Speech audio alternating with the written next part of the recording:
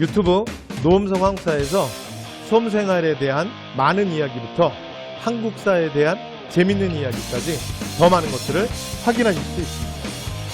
구독, 좋아요, 알람 설정 부탁드립니다. 자, 미영수공업은 이제 그 공장안 앞에서 얘기했잖아요. 그 공장안에다 등록시켜놓고 정부가 운영하는 거, 그거 잘 안 돼요. 그러면서 민영수공업 중심으로 넘어갑니다. 근데 그 중에 제일 중요한 게 뭐냐면 이것만, 선대제. 여러분 이건 기억하셔야 돼요. 이게 왜 기억하셔야 되냐면 이 선대제를 우리가 오늘날 역사에서 세계사에서도 뭐라고 부르냐면 얘를 가장 대표적인 자본주의의 맹아라 그래요. 자본주의의 맹아. 그러니까 얘가 완전히 자본주의라고 말할 수는 없죠. 그런데 말 그대로 뭐라고요? 제가 방금 뭐라고 그랬어요? 자본주의의 맹아. 맹아가 뭐야? 싹. 그러니까 얘가 잘하면 자본주의가 되는 거예요. 그래서 선대제는 어떻게 되는 거냐면 그대로 읽어볼게요. 미리 대금을 지불해. 그렇게 수공업 제품을 생산시키는 거야. 이게 선대제 수공업이에요. 그게 뭔 소리냐? 그러니까 자본가 계급들, 대자본을 가진 상인들이 어떻게 하냐면 수공업자들을 고용을 해요. 됐죠? 그런 다음에 선불을 미리 줘요. 돈을 미리 좀 줘. 그 다음에 원료도 미리 사줘. 그런 다음에 모일까지 그래서 물품을 얼마큼 만들어서 나한테 납품해라 시키는 거야. 되죠? 그리고 마지막에 최종적으로 물건을 최종 물품을 받으면서 마지막 잔금을 치러요. 되죠? 그러니까 여러분 잘 생각해 보시면 원래 개념은 이거였잖아. 수공업자들이 물건을 만드는 거야. 그렇죠? 그런데 그 수공업자들이 만든 물건이랑 그 소비자가 바로 만나지 못하니까 바로바로 옆에 있는 게 아니니까 그 만든 물건을 소비자한테 연결시켜주는 게 상인의 원래 역할이었잖아요. 이전까지는. 근데 이제는 그게 아니라 상인이 아예 처음부터 계획해서 물품을 제작시키는 거야. 그럼 이건 뭘 의미하냐면 이거는 상업자본이 수공업을 장하겠음을 의미해요. 그래서 나중에 이렇게 선대제를 하다가 그냥 편하게 들으세요. 얘가 뭐가 되냐면 매뉴팩처가 되는 거예요. 매뉴팩처. 뭔 소리냐면 예를 들어 제가 대상인인데 붓을 모일까지 해서 뭐 예를 들어 뭐 30만 자루를 30만 그 뭐라 그래? 필? 그거를 내가 납품을 해야 돼. 수급자들을 고용하는 거죠. 그래서 장인들을. 그래서 모일까지 나한테 예를 들어 얼마까지 생산해서 나한테 납품할 수 있겠냐. 6만 개? 오케이. 그럼 내가 미리 성금 주고 재료 주고 모일까지 마지막 그리고 내가 받으면서 잔금 치르면 되는 거야. 그 다음에 또 이 친구한테 또 6만 필. 이 친구한테 4만 필. 그러니까 이 친구는 나랑 거래를 별로 안 해봐가지고 내가 아직 모르겠고 일단 자네는 한 3만 필만 해봐. 그리고 또 뭐 6만 필. 그러니까 예를 들어 여러분 이렇게 해서 내가 물건을 이제 성금을 치르고 이렇게 받잖아. 근데 무슨 일이 벌어지냐면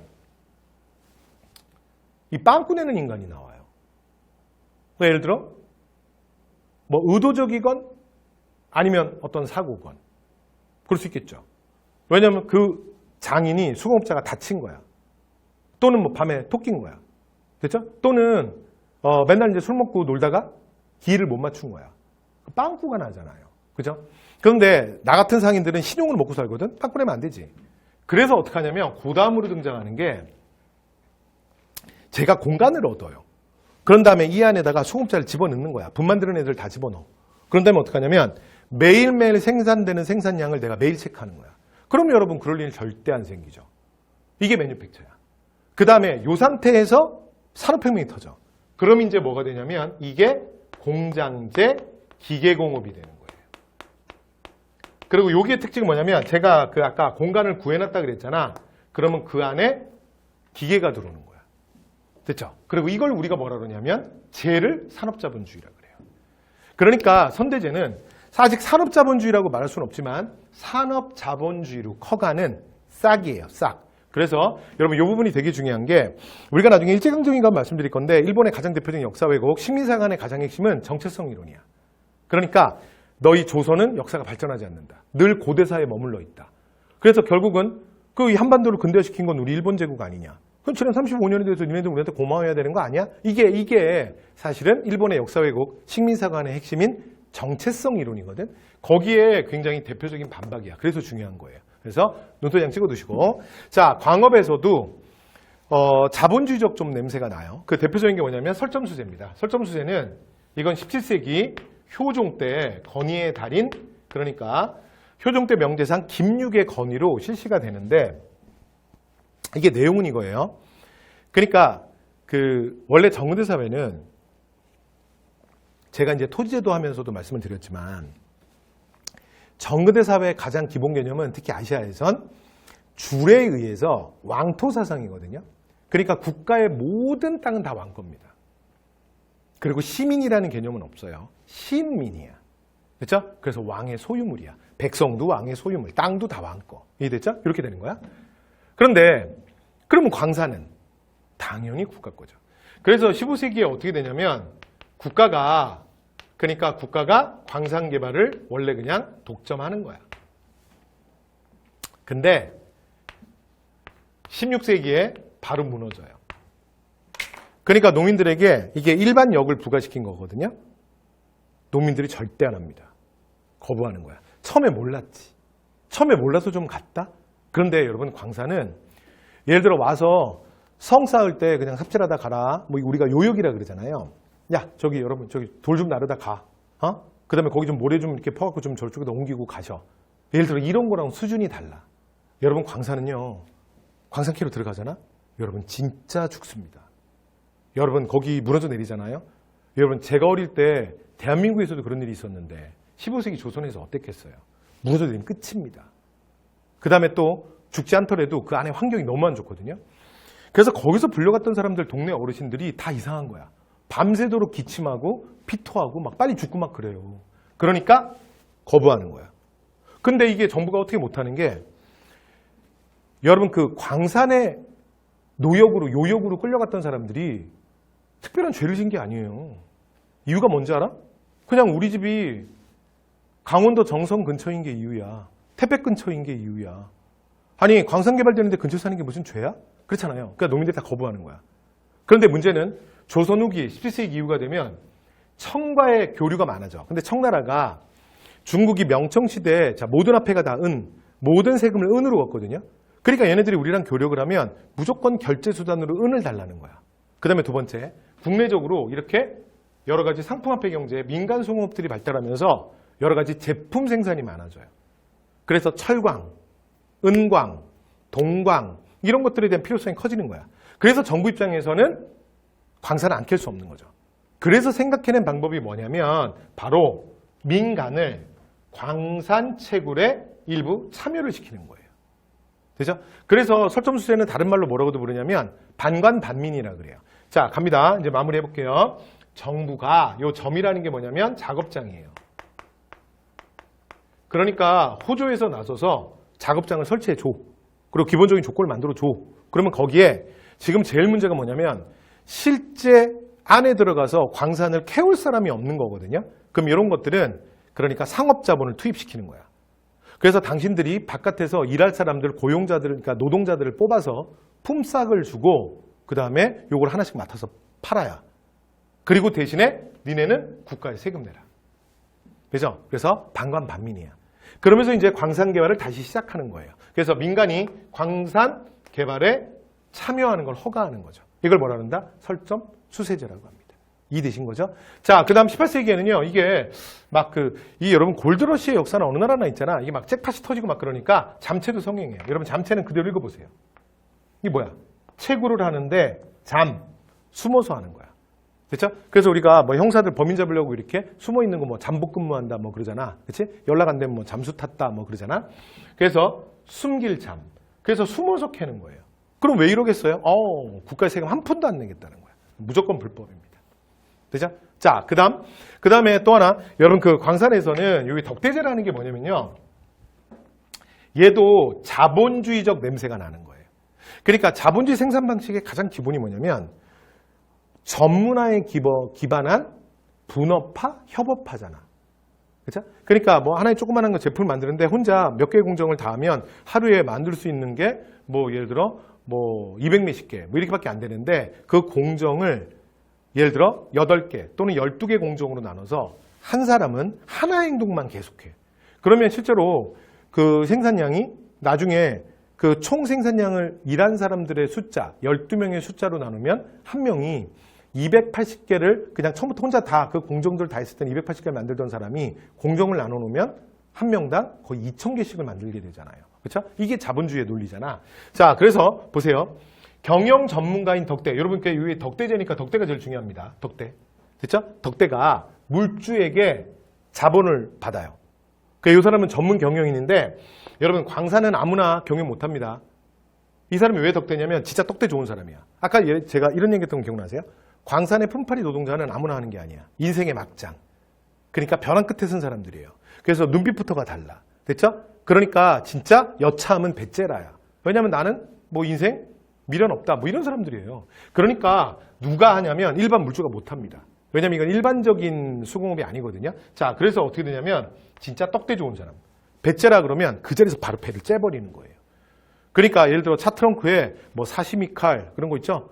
막 이런 거 진짜 갖고 다니는 사람들이야. 그래서 소위 말해서 떡대 좋은 조폭들이에요. 이런 사람들이 운영하는 거예요. 자, 그 다음 이제 분업의 형태로 해서 실제로 채굴하는 채굴업자, 그 다음에 채굴을 해내면 또 재련하는 재련업자. 그러니까 예를 들어 여러분 철과 은이 비슷한데 철광석, 은광석의 형태로 있어요. 그러니까 이 광물에, 그러니까 은 자체가 있지는 않다고요. 철 자체가 있지는 않아. 그래서 이 상태에서 어떻게 해야 돼? 그러니까 고온 어떤 과정을 거쳐서 철을 바깥으로 빼내야 돼. 은을 바깥으로 빼내야 돼. 그거 이제 재련이죠. 그래서 각각 역할이 다 분업화되어 있습니다. 이것도 자본주의적이죠. 그렇죠? 자, 그 다음에 이제 상업 갈게요. 상업. 자, 배경. 상품화폐 경제 발달, 생산력의 증대, 조세금 납파. 자, 이런 것들로 인해서 더욱 발달하고요. 그 다음에 여러분, 요거는 앞에서 내가 거의 다 했다. 정주하면서 이거 다 설명한 것 같아요. 그죠? 빨리 할게요. 자, 시현상이. 태종이 설치했다. 기억나죠? 그 다음에 국가의 특정한 물품, 납부받는 대가로 독점가. 자, 특정 상품에 대한 독점 판매권 있잖아. 이게 금난정권이랑은 다르다 그랬죠. 여러분, 나 이거 정주에서 설명 다 했어. 그래서 금난정권이라는 건 뭐냐면 난전을 본인들이 직접 금납할 수 있는 거야. 이게 너무 과하죠. 그래서 이들이 그 17세기에 정치권에 로비를 해서 이걸 얻게 된다 그랬잖아. 근데 보니까 정조가 야, 이건 너무 심하다. 그래서 어떻게 하냐면 유기전을 제외하고서는 금난정권을 폐지시켜버리죠. 그래서 이걸 신해년의 통공정책이다. 그래서 통공정책 또는 신해통공이라고 불러요. 자, 그 다음에 공인 기억나시죠? 대동법 시행으로 엄청난 사실은 자본의 축적을 이뤄낸 대자본가로 성장하게 됩니다. 됐죠? 그래서 이제 국가가 필요한 특정 물품을 납부하는 사람들. 기억나시죠? 예를 들어, 이제 뭐 대한민국 정관공소에 뭐 예를 들어 모니터를 납부한다. 그 여기 모니터 숫자가 몇 개겠어요. 그죠? 자, 그 다음에 이제 지역상권이에요. 자, 지역상권은 일단, 자, 경강상인. 경강은 경성의 강. 똑같은 말이 한성의 강. 그래서 한강이에요. 그래서 서남해와 한강을 그러니까 배 타고 왔다 갔다 하면서 수도권에다가 미국이나 소금이나 어물 같은 것들을 운송했던 운송업자입니다. 한강을 근거지로 했던. 그래서 강 타고 왔다 갔다 한다 해서 강상이라고도 불러요. 됐죠? 그래서 미국, 소금, 어물 이런 것들. 근데 이게 대상인입니다. 됐죠? 그래서 가장 대표적인 게 경강이랑 송상을 기억하시면 돼요. 되죠? 경강상인이랑 송상. 그런데 그러니까 뭐 그냥 운송업에 불과한 것 같은데 아니야. 엄청 큰 거야. 그러니까 오늘날로는 딱 뭐 생각하시면 되냐면 쿠팡 생각하면 돼요. 이 쿠팡 엄청 큰. 그렇죠. 자, 그다음에 송상. 자, 송상은 개성상인이에요. 송도의 상인이다. 개성상인인데 여기는 원래 뭘로 유명하냐면 여기가 유명해진 건 인삼 때문입니다. 그 인삼이라고 하는 그러니까 이 작물이 엄청나게 몸에 좋은 게 그 땅에 있는 영양분을 그 지력을 진짜 어마어마하게 빨아올려요. 영양분을. 그래서 웬만한 땅들은 인삼을 심으면 땅이 박살이 나요. 그런데 개성은 우리나라 그래서 여러분 그 지금 대한민국에서도 그 몇 지역들에 보면 인삼 재배하는 데 있잖아요. 뭐 금산이라든가 몇 군데 있잖아. 그래서 인삼 재배는 아무나 못 해요. 왜냐하면 지력이 굉장히 좋아야 돼. 그래야 인삼을 견딜 수가 있어요. 됐죠? 자, 그런데 개성은 땅이 원래 그런 땅이야. 그래서 인삼 재배. 그래서 여러분 고려 인삼이 정말 유명했던 게 바로 개성에서부터 시작되는 거야. 그렇죠? 송도. 그래서 여기 상인들은 원래 이게 고려 때부터 굉장히 큰 상인들이었는데 이 사람들이 원래 뭐로 크냐면 인삼으로 크는 거예요. 인삼 판매. 그렇죠? 그래서 인삼을 계속 판매하고 자본을 직접 하다 보니까 나중에는 토지를 매입해서 본인들이 아예 재배부터 시작해요. 되죠? 그래서 이 인삼을 가지고 전국에 인삼 판매 체인점을 만들어. 이게 송방입니다. 송방. 됐죠? 자, 그래서 송도 상인들의 지점. 이게 뭐 하는데요? 인삼 판매하는 곳이야. 됐죠? 인삼 판매. 자, 그래서 이걸 가지고 나중에 청일본 무역에도 참여를 합니다. 됐죠? 자, 그 다음에 만상과 내상을 이어주기도 해요. 뭐냐면 송방이라는 전국적 네트워크가 있으니까. 그죠? 그 다음에 사기치부법은 가볍게. 사기치부법은 날개단에 써놨죠. 그러니까 뭐 구입 품목, 판매 품목, 그 다음에 구입자, 판매자 이렇게 네 가지로 해서 장부를 정리하는 거. 되죠? 자, 그래서 이거 사기의 치부법이라 그래요. 요 얘기 나오면 송상. 자, 그 다음에 만상은 의주의 상인. 그러니까 당연히 뭐 하겠어요? 대청무역이겠죠. 그 다음에 내상은 동네. 부산의 예드림이야. 지금은 여러분 부산에 가시면 동래구라고 있죠. 그렇죠? 하나의 구지. 자, 그래서 내상. 그러니까 뭐겠어요? 일본이랑 가깝잖아. 대일본 무역이겠네. 이해되시죠? 네. 오케이. 자, 그래서 상인들은 간단하게 이 정도 보시면 되고요. 그 다음에 조금 주목해서 보시는 건 송상. 그 다음에 하나 정도 더 본다면 쿠팡. 됐죠? 경강상인. 이 정도 보시면 될 것 같아요. 자, 포구. 자, 포구 산업은 뭐냐면 포구가 조선 후기에 가장 대표적인 상업의 중심지입니다. 상업의 중심지.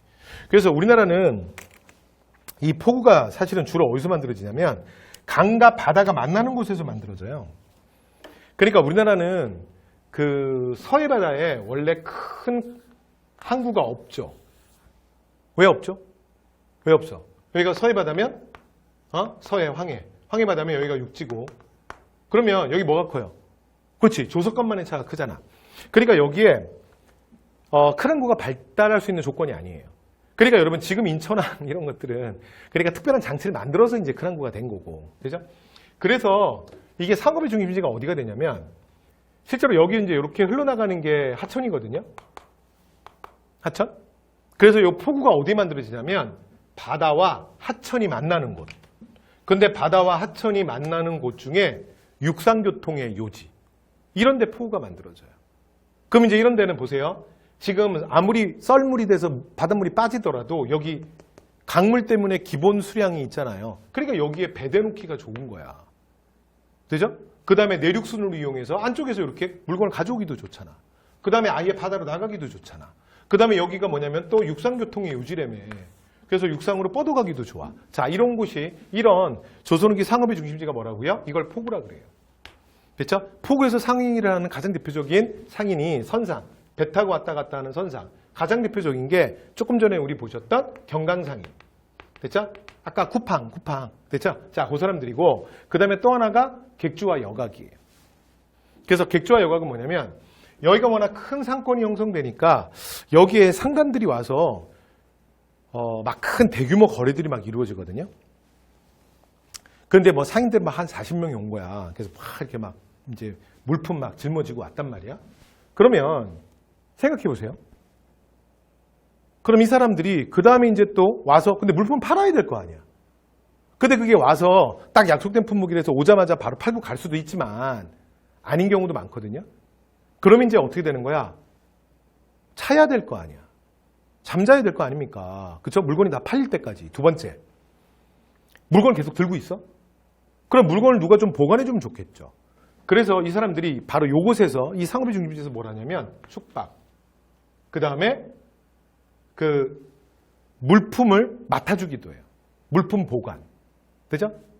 그 다음에 이 상인들이 예를 들어 지금 막 물건을 좀 팔았으면 다행인데 이제 앞으로 팔 거야. 그러면 여러분 이 사람들이 자기가 갖고 있는 돈으로 다 물건을 사갖고 오지 않았겠어요? 그럼 현금이 없잖아. 그렇죠? 그럼 어떡하냐면 근데 물품을 보관해 놨잖아. 그래서 그걸 담보를 잡혀서 돈도 빌려줘요. 왜냐면 그거 다 팔 때까지 뭐 예를 들어 밥도 먹어야 되고 그다음에 숙박료도 내야 되고 뭐 이런 일이 있을 수 있잖아요. 그럼 그게 뭐가 되는 거야? 금융. 그 다음에 일정 정도 팔고 여기 계속 있어봐야 이제 소용없을 것 같아.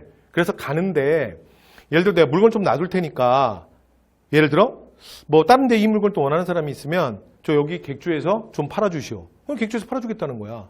그래서 자기 좀 임무 붙여서. 그럼 뭐가 되는 거야? 중개업이죠. 이해됐죠? 자, 이런 업무를 했던 걸 뭐라 그런다? 객주. 근데 객주가 사이즈가 커지지? 그럼 여각. 끝. 자, 그 다음 장씨. 여러분 장씨 앞에서 했죠? 요것만 주의. 15세기 말에 등장하는 거야. 16세기 전국으로 확대돼요. 정으로 확대되는 거 조선 후기 B 아니라고요. 그것만 주의. 됐죠? 자, 그 다음에 여기 이제 돌아다니는 게 보부상. 이건 앞에서 다 했던 얘기예요. 됐죠? 네, 넘어갑시다. 대무역. 자, 대청무역, 공무역, 사무역. 여러분 여기서는 시간선 요것만 좀 기억하시면 돼요. 그러니까 계시무역이라는 게 뭐냐면 계시무역이라는 게 국가 공무원들 그러니까 외교관들이 하는 공무역이고요. 그 다음에 후시무역이라는 게 뭐냐면 사무역이에요. 그러니까 이렇게 공무원들 따라서 그러니까 이제 상인들이 따라가서 서로 이제 만나서 뒤에서 자기들끼리 뭐 물품 사고 팔고 막 이렇게 하는 거야. 이렇게 되죠? 자, 그런데 계시무역, 후시무역이란 말 자체가 요것만 이해해 주세요. 조선 후기야. 됐죠? 조선 전기에는 이런 거 아예 없어. 그냥 그것만. 그래서 요 얘기가 나오면 사료든 선지든 조선 후기구나. 됐죠? 왜 그러냐면 여러분 명나라는요. 앞에서 우리 명나라 대외관계 했던 거 기억나요? 무조건 조공무역이에요. 조공무역. 됐죠? 여러분 이런 말의 뜻이 뭔지 아세요? 계시무역, 후시무역이라는 게 대등한 상태에서 내가 100만 원어치의 가치 있는 물건을 주면 너도 100만 원만큼 달라요. 그죠? 청나라는 그런 식으로 해요. 중국은 안 그런다 그랬잖아. 명나라는 우리가 인사를 가는 거야. 왜냐하면 주군의 나라니까, 군신의 나라니까. 그래서 예를 들어 뭐 선물을 100만 원 주면 또 어른이 받았으니까 금액이 쓸 수가 없다 그랬잖아요. 그래서 하사품을 300만 원, 400만 원 내리는 거야. 왜냐하면 어른의 위신이 있지.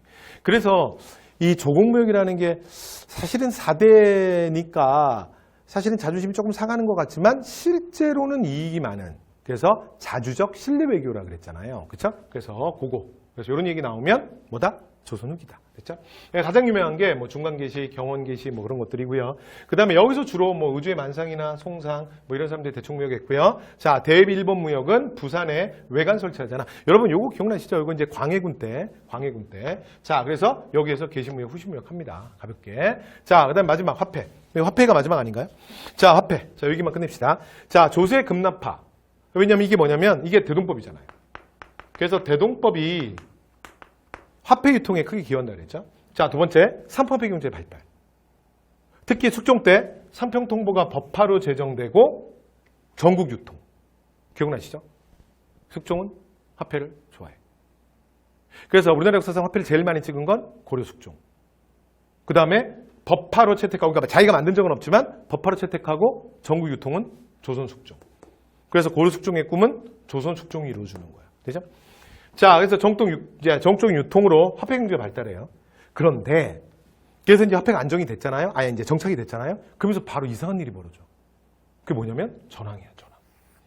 그래서 전황만 한번 보고 갈게요. 전황은 뭐냐면 저 황자가 말을 황자야. 없어지는 거야. 정부가 이제 삼평통보가 자리를 잡아서 조선 후기 18세기 이후가 되면 그 엽전이라고도 이제 보통 부르는데 삼평통보가 있으면 웬만한 데 다니면서 내가 원하는 물건을 살 수 있어요. 그러니까 그 정도로 화폐가 좀 보편화된 거야. 그런데 이 보편화되던 18세기 사실은 이게 딱 영조 때거든요. 시간 몰라도 돼. 조선 후기라는 거 마시면 돼요. 근데 무슨 일이 벌어졌냐면 시장에서 화폐가 마르는 거야. 그러니까 정부가 화폐를 찍어내지 없어져. 정부화폐를 찍어내지 없어져. 됐죠? 이상한 일이 벌어진 거죠. 그지? 그러면 잘 생각해 보세요. 그러면 무슨 일이 벌어지냐면 시장에서 화폐가 너무 귀해지는 거야. 그러면 여러분 한번 생각해 보세요. 그러면 물가는 오르는 거야, 떨어지는 거야? 오르는 거야, 떨어지는 거야? 여러분 이게 헷갈릴 수 있거든요. 이렇게 생각하면 돼. 자, 봐보세요. 화폐가 정부가 시장에다가 화폐를 풀었죠. 근데 물가라는 게 뭐냐면 물건들의 가치의 총합이잖아. 그거에 반대 교환되는 비율이 화폐의 가치야. 그러니까 물가가 헷갈리니까 뭘 생각하면 더 편하냐면 화폐 가치 생각하시면 더 편해요. 왜냐면 이거 무조건 반대로 가니까. 그죠? 그러면 잘 생각해 보세요. 화폐가 지금 시장에 정부가 화폐를 찍어냈는데 화폐가 자꾸 사라지죠. 사라지지. 왜? 왜 그러냐면 이게 여러분 우리가 상품화폐 경제가 발달한 적이 없잖아. 그러니까 화폐 용도에 대한 시각이 왜곡되는 거야. 그러니까 초기에 이걸 뭐라고 이해했냐면 화폐에 여러 가지 기능이 있는데 교환의 편리함. 이게 뭐 가장 근원적이죠. 그리고 이게 가치 축적의 기능도 있어요. 그 다음에 가치 척도의 기능, 기준이 되기도 해요. 그러니까 말 한 마리랑 사과 몇 개가 비슷하지? 그럼 그게 화폐라는 금액이 있으면, 가격이 있으면 딱 비교가 되잖아요. 그죠? 그런데 처음에는 그런 개념이 없으니까 소위 말해서 부상들, 대지주들 이렇게 돈을 번 사람들이 재산이 축적이 되잖아? 그런데 가장 문제가 뭐냐면 그때는 쌀이나 그 다음에 뭐 무명 이런 게 합격한다 그랬잖아요. 그러니까 얘네들이 부필만이 차지해. 그럼 이거 우리가 곡간에 쌓아놓으면 이게 계속 커지는 거예요. 뭐 곡간도 계속 늙혀야 돼. 뭔 말인지 알겠어요? 그런데 이러다가 누굴 만난 거야? 동전을 만난 거야. 진짜 마음을 다 뺏겼겠죠. 진짜 짱 박아놓기 딱 좋잖아. 부피가 너무 작잖아. 그래서 이거를 어떻게 하냐면 전부 그냥 재산 축적의 용도로 사용하는 거야. 그리고 나면 무슨 일이 벌어져요? 잘 보세요. 이제 돈을 좀 번 애들이 무조건 동전만 잡잖아요? 그럼 땅에다 파묻어. 땅에다 파묻어. 이해됐죠? 그러니까 시장에 화폐를 막 찍어냈는데 화폐가 귀해지지. 그럼 잘 보세요. 근데 이게 되게 웃긴 게 귀해지지? 그럼 화폐 가치가 더 올라. 되죠? 그러면 화폐 가치가 오르기 시작하잖아? 그럼 화폐 가치가 더 올라. 왜 그러냐면 이거를 내가 동전을 예를 들어 삼평통보를 이렇게 한 꾸러미를 모아놨는데 원래 그 한 꾸러미면 이렇게 보자기 하나만큼 아니 뭐 이렇게 주머니 하나에다 넣어놓은 것만큼면 쌀 한 가마를 샀어. 근데 얘가 가치가 커지는 거야. 그래서 이제는 이렇게 똑같이 삼평통보 이렇게 주머니다가 가득 넣어놨더니 이걸로 쌀 2가마를 사게 돼. 무슨 말이 돼요? 그리고 나면 무슨 일이 벌어진다? 동전 자체가 투기의 대상이 돼. 여러분 이해하기 좋게 딱 뭐라고 이해하시면 되냐면 비트코인 생각하면 돼. 암호화폐. 갑자기 그 얘기를 왜 꺼내? 막 그러지 마시고. 됐죠? 네, 그래서 해서 뭐 비트코인에 아픔이 있으신 분들이 많아서 여러분 걔가 왜 이렇게 가격이 오르지? 왜냐면 그걸로 지금 무언가를 실제로 여러분 물건을 사고 팔고 하기가 힘들잖아. 근데 왜 사시는 거야? 아니 여러분이 샀다는 얘기 아니야. 누군가 사. 왜 사? 왜 사는 거야? 앞으로 더 오를 거라고 생각하는 거야. 그래서 그것 자체가 투기의 대상이 되는 거예요. 이해됐죠? 그래서 화폐 가치는 계속 올라가요. 그럼 봐요. 그러면 이거와 교환되는 물가는, 물건의 가치는 교환되는 비율이니까 반대로 떨어지는 거야. 이해됐죠? 자, 그런데 그래서 화폐가 부족해지는 게 전황인데 이 전황이 생기면 결론은 뭐냐면 결론이 이거예요. 농민들이 유리할까 불리할까? 여러분 유리할까 불리할까요? 엄청 불리합니다. 됐죠? 그래서 농민들의 피해가 커지는 거예요. 요것만 기억하시면 될 것 같아요. 끝. 됐죠? 그러니까 뭐 생각하시면 되냐면 봐봐 옛날에 제가 그런 기사 봤는데 세계에서 제일 비싼 피자? 피자 뭐 한 판 먹는데 그 당시에는 별거 아니었으니까 뭐 비트코인 2개 줬다며. 지금 비트코인 하나가 얼마야? 비트코인 2개면 얼마야 도대체? 그게 피자 한 판이야. 됐죠? 뭔 말 하는지 알겠지? 그러니까 일반적인 농민들은 비트코인이 없어. 근데 비트코인의 가치가 계속 높아지는 거야. 근데 지주들이 내가 원래 쌀 2가마를 지주한테 줬단 말이야. 추수가 끝나면. 근데 그러는 거야. 어느 날 이 무식한 놈아 누가 그 쌀차로 끌고 오냐? 비트코인으로 보내라. 근데 여러분 내가 비트코인을 그래서 구하려고 이렇게 비트코인을 살려고 봤더니 옛날에는 안 그랬는데 비트코인이 엄청 비싸진 거야. 막 몇백만 원, 막 1,000만 원, 2,000만 원 막. 됐죠? 그러면 그 쌀 가마 가격보다 훨씬 더 비트코인이 가치가 높아진 거지. 근데 지주가 그걸 갖고 오래잖아. 그럼 제가 비트코인을 어떻게든 구해다가 지주한테 주는 거야. 그러면서 농민들이 피해를 많이 보는 거예요. 이해되신 거죠? 오케이. 끝. 말씀 다 드렸습니다. 자, 나머지 여러분 읽어보시면 될 것 같고요. 자, 이렇게 해서 우리 조선 후기 상품화폐 경제 발달 다 마무리했습니다. 네, 여러분 수고 많이 하셨습니다.